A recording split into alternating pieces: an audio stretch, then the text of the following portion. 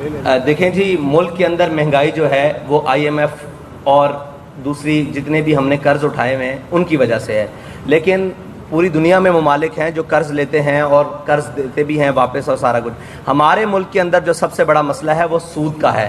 جو ہم نے قرض اٹھائے ہیں وہ سود کی بنیاد پر ہیں، اور ابھی کل پرسوں مفتاح اسماعیل صاحب کا ایک بیان تھا کہ IMF ہم سے راضی نہیں ہے۔ بھائی، یہ ملک لا الہ الا اللہ محمد رسول اللہ کی بنیاد پر بنا ہے۔ آپ پہلے کسی سے جا کر پوچھو کہ کیا اللہ اور اس کے رسول آپ سے راضی ہیں؟ جو آپ اس کے اندر چلا رہے ہو سود، 70 سال سے سود چلا رہے ہو، اور یہ ملک کے اندر مین مہنگائی کی وجہ سود ہے اور اشرافیہ کی عیاشیاں ہیں۔ اگر ان دونوں کو بیک وقت ختم کر دیا جائے تو یہ ملک آسانی سے، اس کا عام طبقہ اور متوسط طبقہ اور غریب طبقہ اپنی ضروریاتی اشیاء کو بہت آسانی سے اپروچ کر سکتا ہے۔ اور علامہ خادم حسین رضوی صاحب نے ایک بڑا اوپن نیریٹو تھا موروثی سیاست کے اوپر، اور اس کے بڑا اگینسٹ دکھائی دیتے تھے، لیکن TLP میں بھی ہم یہی دیکھ رہے ہیں کہ موروثی سیاست جو ہے وہ ہمیں دکھائی دے رہی ہے۔ تو اس پہ کیا آپ کو تنقید کا بھی سامنا کرنا پڑ رہا ہے، اور کیا آپ لوگوں کا پارٹی اسٹرکچر ہے، کس طریقے سے آپ اپنی جماعت کو منظم کریں گے، اور کیا آپ کا with in party electoral system ہے؟ کیا TLP میں بھی موروثی سیاست چلتی رہے گی یا آپ کے بعد ہم کسی اور کو بھی دیکھیں گے؟ نہیں جی، TLP میں موروثی سیاست نہیں رہے گی۔ اگر کوئی اچھا آدمی مجھ سے اچھا وزیر اعظم کا PM کا کینڈیڈیٹ ہوا، انشاءاللہ سعد رضوی اس کو خود سپورٹ کرے گا۔ دوسری بات یہ ہے کہ میں اس سوالات کی زد میں جیل جانے سے پہلے تک تھا، جیسا آپ نے سوال کیا موروثی سیاست، لیکن جیل جانے کے بعد میں 8 مہینے اس پارٹی کا چیئرمین نہیں رہا۔ میرے بعد قائم مقام لوگ موجود رہے، حضرت رہے، اس کے بعد بہت سارے لوگ رہے، تو انہوں نے پارٹی کو چلایا۔ اس کے بعد آنے کے بعد لوگوں نے متفقہ طور پر پھر مجھے پارٹی چیئرمین بنا دیا، حالانکہ میں اس بات پر راضی نہیں تھا۔ میں یہ کہہ رہا تھا کہ آپ کوئی اور امیر منتخب کر لیں، لیکن وہ جیل کے سارے معاملات اور مشکلات گزارنے کے بعد لوگوں نے پھر اعتماد کا اظہار کیا۔ اب میں ان سوالات کی زد میں نہیں ہوں، اور انشاءاللہ تحریک لبیک موروثی سیاست کرنے کی نہ حامی ہے اور نہ قائل ہے، نہ اس کا طریقہ کار ہے۔ مجھ سے اچھا کوئی بھی پرفارم کرے گا آج بھی تحریک لبیک میں، تو اس کے لیے صدر کی سیٹ بھی خالی ہے، نائب صدر کی اور سیکرٹری جنرل کی ہر سیٹیں خالی ہیں اس کے لیے۔ محمد ابراہیم چترالیہ نجوم نیوز سے۔ وزیر اعظم شہباز شریف جب مدینے کے دورے پہ گئے تھے تو وہاں جب ان کے مسجد نبوی کی بے حرمتی کی گئی، اس حوالے سے تحریک لبیک پاکستان کا کوئی خاص تحریک اس حوالے سے نہیں دیکھی؟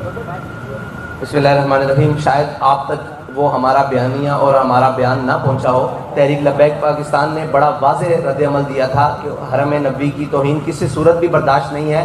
جانے والے کو بھی وہاں سر جھکا کر جانا چاہیے اور بغیر پروٹوکول کر کے جانا چاہیے، اور جو وہاں پہ توہین کر رہے تھے ان کو بھی خیال کرنا چاہیے۔ لیکن تحریک لبیک کا ایک سوال ہے پوری قوم سے کہ حرم نبوی حضور کا گھر ہے، گھر کی توہین ہوئی ہے۔ جب حضور کی ذات کی توہین ہوئی تھی تو آپ سب کہاں سوئے رہے تھے؟ ہم تب بھی چیخ چیخ کے کہہ رہے تھے کہ یہ حضور کی ذات کا مسئلہ ہے، حضور کے گھر کا مسئلہ ہے۔ یہ ہمارے جو جتنے بھی سیاسی قیادت ہے اور مذہبی قیادت ہے، ان کو اپنی عزت بتانے کی بجائے لوگوں کو سب سے پہلے اللہ اور اس کے رسول کی عزت بتانی چاہیے، تاکہ لوگوں کو اس کا تقدس ان کے ذہنوں میں ملوز خاطر رہے کسی بھی مقام پر۔ السلام علیکم، عبدالرحمان بھائی سماجی سے۔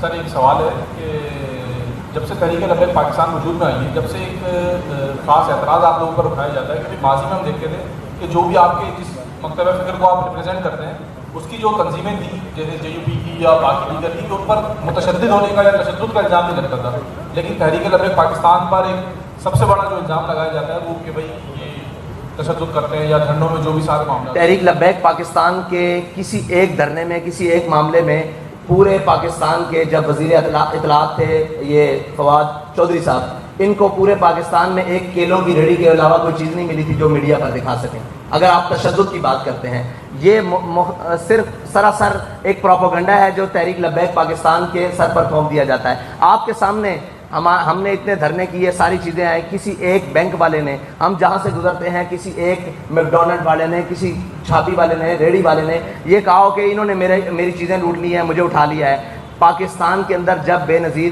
محترمہ کا مرڈر ہوا، آپ نے دیکھا پورا آدھا پاکستان جل گیا، بینک لوٹے گئے، پٹریاں اکھیڑ دی گئیں، وہاں تو کسی کو متشدد پیپلز پارٹی نظر نہیں آئی۔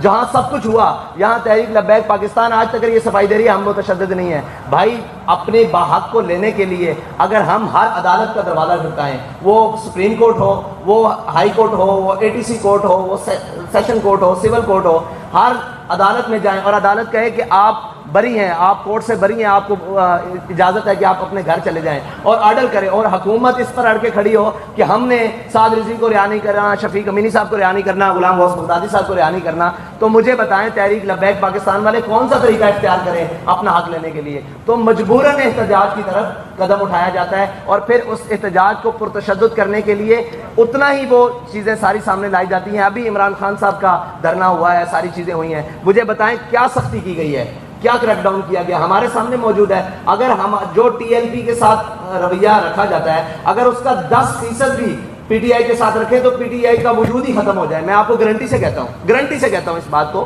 یہ بات نہیں ہے, تشدد تب بڑھتا ہے جب ایک آدمی, ہمیں بھی حق حاصل ہے اگر پی ٹی آئی کو اسلام آباد جا کے مارچ, دھرنا یا کوئی بھی کام کرنے کا حق حاصل ہے, اسی طریقے سے ٹی ایل پی بھی پاکستان کے الیکشن کمیشن میں رجسٹرڈ جماعت ہے, اس کو بھی حق حاصل ہے کہ وہ کہیں بھی دھرنا دے سکتی ہے, احتجاج کر سکتی ہے, لانگ مارچ کر سکتی ہے. لیکن ہماری راہ میں تو خندقیں کھودی جاتی ہیں بھائی, ہماری راہ میں تو پل توڑ دیے جاتے ہیں. تو آپ ہمیں متشدد کہہ رہے ہیں, ہم متشدد ہرگز نہیں ہیں. جب کسی بھی موب کو روکنے کے لیے یا اس کو ڈسپرس کرنے کے لیے گولیاں چلائی جائیں اور جناب شہید کیے جائیں اور خون بکھیرا جائے, تو پھر آپ کو پتہ ہے کہ خون دیکھنے کے بعد تو ہر ایک کا ایک جو جذبہ ہے اور جو حالت ہے وہ کیفیت آپ سے باہر ہو جاتی ہے. پھر بھی ہمارے ہاتھ سے کسی بھی ریاستی شخص اور ریاستی مشینری کو نقصان نہیں پہنچا. اس کی بھی آپ رپورٹ اپنے اداروں سے لے سکتے ہیں. اور آج بھی اگر جو آپ نے الزام کہے ہیں, اگر ٹی ایل پی دیکھتی ہے کہ وہ ثابت ہو جاتے ہیں تو ہم اس سے برات کا اعلان کریں گے, کوئی مسئلہ نہیں. سفیر کے حوالے سے, فرانس کے حوالے سے, جب فرانس کے سفیر کو نکالنے کی بات تھی تو یہ بڑی غور طلب اور توجہ طلب بات ہے کہ فرانس کے سفیر کے نکالنے کا معاملہ اس لیے تھا کہ فرانس نے ریاستی سطح پر ہمارے آقا و مولا صلی اللہ علیہ وسلم کی گستاخی کی تھی. تو ہم یہ چاہتے تھے کہ اس کی ریاستی سطح پر جواب دے. اب کہ بی جے پی کی جو ترجمان تھی نوپور شرما, اس نے جب گستاخی کی تو بی جے پی نے اس کو اپنی بنیادی رکنیت سے معطل کر دیا, اور کسی نے بھی اس عمل کی حمایت نہیں کی. حالانکہ فرانس کا معاملہ اس سے الٹ تھا کہ فرانس کے صدر نے خود اس معاملے کی حمایت کی اور اس کی مذمت کرنے سے بھی انکار کیا تھا. اس لیے فرانس کے سفیر کو نکالنے کا معاملہ ہم اتنا ہائی لائٹ کر کے, اور ہم یہ چاہتے تھے کہ فرانس کو ریاستی سطح پر جواب ملے, اور ایسا نہ ہو سکا. بہرحال اس کے لیے ہم نے قربانیاں دی اور الحمدللہ پھر وہ سفیر یہاں ملک سے گیا بھی, اور اگرچہ ہماری حکومت نے نہیں نکالا, وہ رضاکارانہ طور پر چھوڑ کر گیا.